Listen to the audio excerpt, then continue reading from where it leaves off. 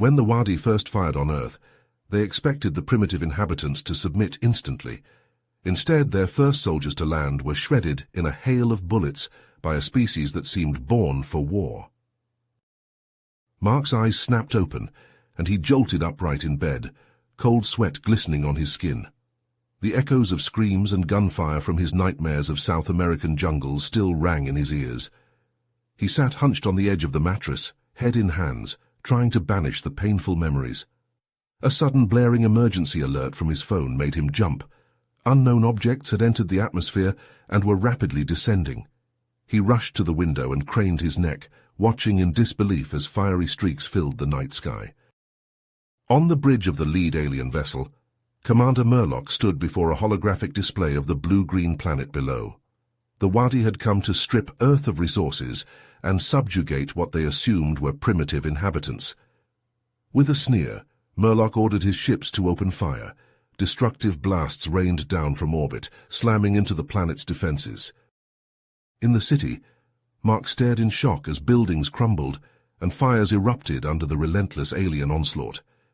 He barely managed to dive out of the way as chunks of concrete and metal crashed down where he'd been standing a heartbeat before. A suffocating cloud of dust billowed through the ravaged streets. Coughing, Mark pushed himself to his feet, the taste of blood and grit strong on his tongue. He knew this devastating first strike was only the beginning. If humanity had any hope of surviving the alien invasion, they needed to fight back immediately and without mercy.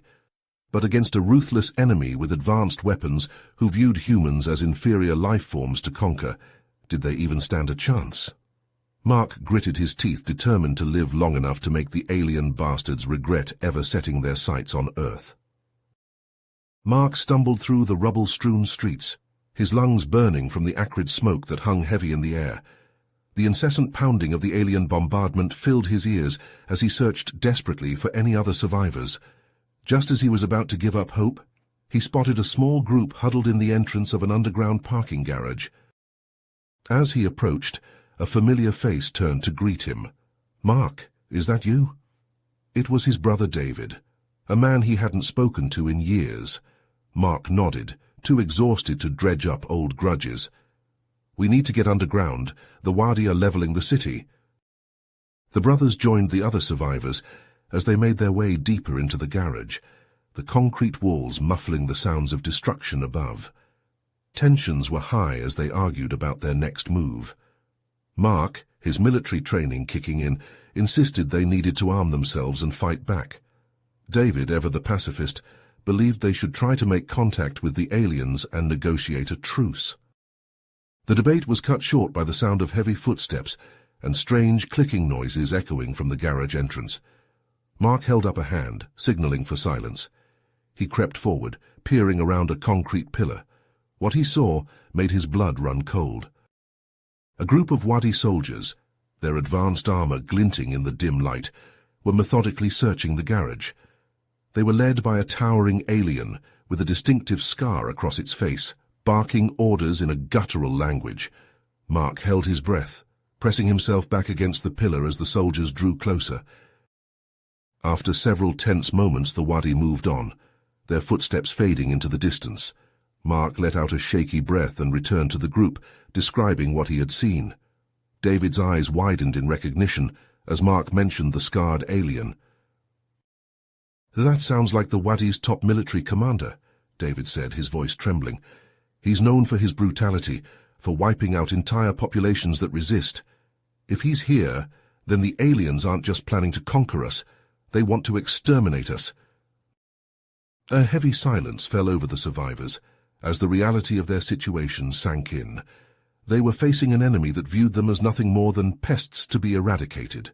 Mark's mind raced as he began to formulate a desperate plan. "We need those weapons," he said, his voice low and determined. "It's the only way we stand a chance against the Wadi. We have to ambush the next group of soldiers that comes through here, take them by surprise."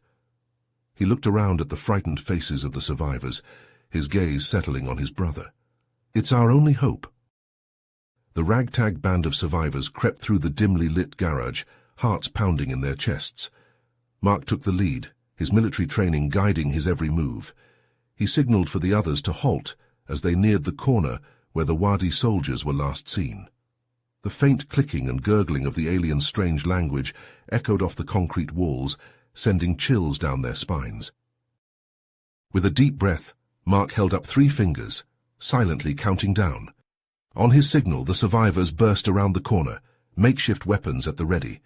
The Wadi soldiers, caught off guard, fumbled for their high-tech firearms. The humans, fueled by adrenaline and desperation, closed the distance rapidly. Mark lunged at the nearest soldier, grappling for control of its weapon. The alien's strength was immense, but Mark's combat experience gave him an edge. He twisted the weapon free and fired point-blank into the soldier's chest, the advanced armor sizzling and melting under the onslaught. Around him, the other survivors fought with a ferocity born of survival instinct. David, the pacifist, found himself locked in a life-or-death struggle with a Wadi trooper. Surprising even himself, he managed to wrestle the alien to the ground and deliver a knockout blow. As the last Wadi soldier fell, an eerie silence descended upon the garage. The survivors stood panting, the reality of what they had just done slowly sinking in. Mark moved among the fallen aliens, collecting their weapons and communicators. He tossed one of the devices to David. "See if you can make sense of this. We need any intel we can get." David knelt beside one of the corpses, his scientific curiosity momentarily overriding his shock. He examined the strange cybernetic implants that seemed to be integrated into the alien's very biology. This technology, it's like nothing I've ever seen. The Wadi aren't just advanced, they're something else entirely. His musings were interrupted by a harsh crackle from the communicator in his hand. A guttural voice spoke, the alien language grating on their ears. David's brow furrowed as he worked to decipher the message. His knowledge of linguistics and the device's rudimentary translation software, slowly piecing together the meaning. The blood drained from his face as the full weight of the words hit him. They're going to level the city. The Wadi commander, he's ordered an orbital bombardment. We have hours, maybe less, before everything is reduced to ashes. Mark's grip tightened on his captured weapon, his jaw clenching. They were trapped with nowhere to run and no way to evacuate the remaining survivors in time.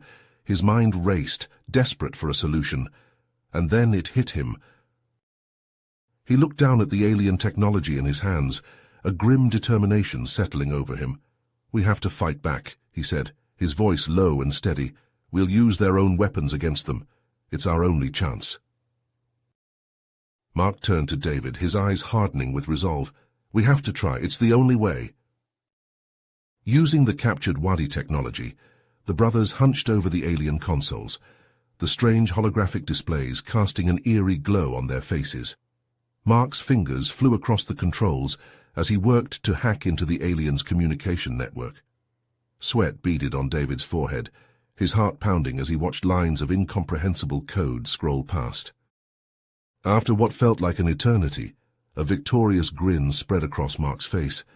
"Got it. I've located a Wadi landing craft nearby. If we can get on board and seize control..." David nodded, understanding the unspoken plan. They could turn the ship's weapons against the Wadi fleet, buy time for the survivors to evacuate. It was a desperate gambit, but what choice did they have? "We'll need to move fast," Mark said, grabbing his weapon. "Leave the others to focus on getting people out. This is on us." The brothers moved through the war-torn streets, the distant sounds of fighting a constant reminder of the hell Earth had become. As they neared the coordinates of the landing craft, Wadi resistance intensified. Plasma bolts sizzled past their heads, and the air reeked of burnt ozone. Mark and David fought like men possessed, their skills and desperation a match for the alien's superior technology. They pushed forward, leaving a trail of shattered Wadi bodies in their wake. The landing craft loomed before them, a sinister black shape against the smoke-filled sky. Mark led the charge up the ramp, David close on his heels. Inside the ship was a labyrinth of twisting corridors and pulsing conduits, the very air thrumming with alien energy. A hulking figure emerged from the shadows, the scarred Wadi commander. Mark charged forward with a roar, engaging the alien brute in a vicious hand-to-hand brawl. They traded blows, Mark's agility against the commander's raw strength. David watched in horror as the commander's claws raked across Mark's chest, drawing blood. His brother staggered, but refused to fall. With a final, desperate lunge, Mark drove his fist into the commander's throat, crushing its windpipe. The alien toppled, its eyes bulging in shock. Mark slumped against a bulkhead, his breath coming in ragged gasps. David rushed to his side, helping him to the bridge. "Just hang on, we're almost there." On the bridge, a dizzying array of holographic controls confronted them. David's mind raced as he tried to make sense of the alien systems, keenly aware of the countdown ticking away in his head. The weapons, they're locked down. Some kind of advanced encryption. His fingers danced across the display, lines of alien script blurring before his eyes. Mark watched, his vision starting to dim as blood loss took its toll. "Come on, David, you can do this." Seconds stretched into eternity. David's face was a mask of concentration, sweat dripping down his temples. And then a sudden cry of triumph. "I've got it! Weapons are online!" But as the brothers turned to the view screen, their elation turned to ashes. The Wadi fleet filled the sky, an armada of sleek, deadly ships poised to rain destruction upon the earth. "There's too many," David whispered, his eyes wide with dread. "Even with these weapons, we don't stand a chance." Mark gripped the console, his knuckles white, jaw clenched as he stared at the countdown. An impossible choice lay before them, a suicide mission against the Wadi, or abandon Earth and save what few survivors they could. The seconds ticked away, the fate of humanity hanging in the balance. Mark turned to his brother, a question burning in his eyes. Mark tore his gaze away from the view screen, meeting David's eyes. A silent understanding passed between them. They couldn't abandon Earth, couldn't let the Wadi win. Mark's fingers flew across the weapons console, locking onto the massive flagship at the heart of the alien fleet. "We're only going to get one shot at this," Mark said, his voice rough with pain and exhaustion. "Aim for their command center." David nodded, his face set with determination, as he poured all his focus into the targeting systems. The landing craft shuddered as it accelerated toward the Wadi ships, its engines straining. The alien fleet reacted instantly, a barrage of plasma fire slamming into the landing craft's shields. Alarms blared through the ship as the engines took a direct hit, the deck lurching beneath their feet. Mark gritted his teeth, fighting to keep the ship steady. "Just a little longer," he growled, his hands white-knuckled on the controls. David's fingers danced across the weapons console, launching volley after volley at the Wadi flagship. The alien ship's shields flared, absorbing the onslaught. The landing craft shuddered again, its own shields failing under the relentless Wadi attack.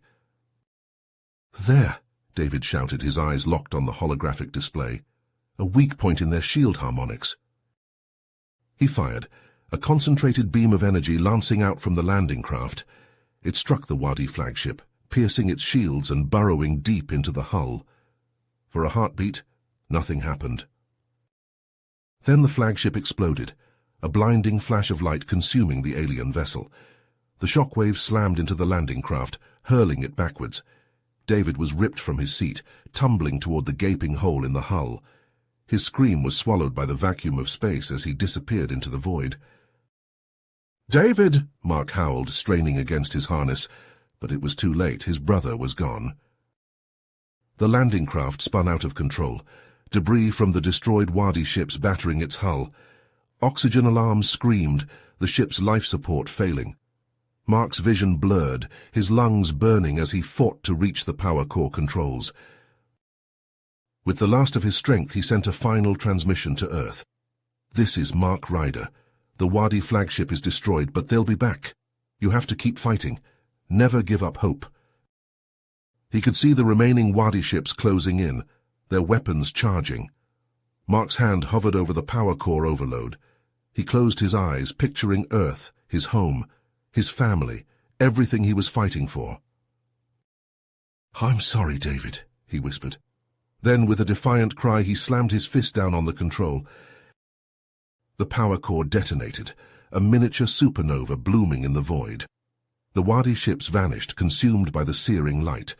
On Earth, the survivors stared up at the sky, watching as the explosions lit up the night.